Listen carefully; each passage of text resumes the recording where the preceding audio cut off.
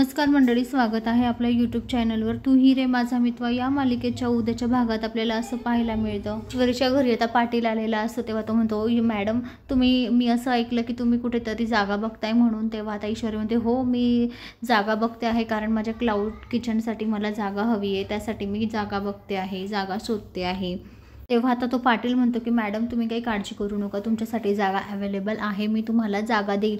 कारण आता हे सगळं अर्णवने प्लॅन केलेलं असतो आणि त्यानेच ते पाटीलला पाठवलेलं असतं. म्हणून आता हे ऐकून ईश्वरी खूप खुश होते. ईश्वरी खुश होऊन आता अर्णव सरांच्या घरी जाते आणि अर्णवला म्हणते की सर तुम्हाला माहिती का, आज मी खूप खुश आहे, कारण आहे ना माझ्या क्लाउड किचनसाठी मला जागा भेटलेली आहे, माझ्या बिझनेससाठी मला जागा भेटलेली आहे. क्लाउड किचनसाठी मला खूप मोठी जागा मिळाली अर्णव सर, तुम्हाला माहिती आहे का.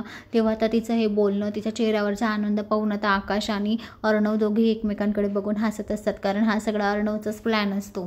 कारण अर्णवनेच पाटीलला पाठवलेलं असतं, त्याच्यामुळे आता अर्णव ग्रेट असं म्हणतो आणि आनंद झाल्याचं त्याच्या चेहऱ्यावर असं दिसतं. तर आता ईश्वरी घरी जाते. त्या ठिकाणी आता राकेश आलेला असतो. तर राकेश आता ईश्वरीला म्हणतो, ईश्वरीजी अहो मला माहिती आहे काम करणं वेगळं असतं आणि घोड्यावर बसवणं हे वेगळं असतं. तर आता इकडे सुप्रिया आल्या आणि ईश्वरीला काही समजत नसतं की याला नेमकं म्हणायचं काय आहे.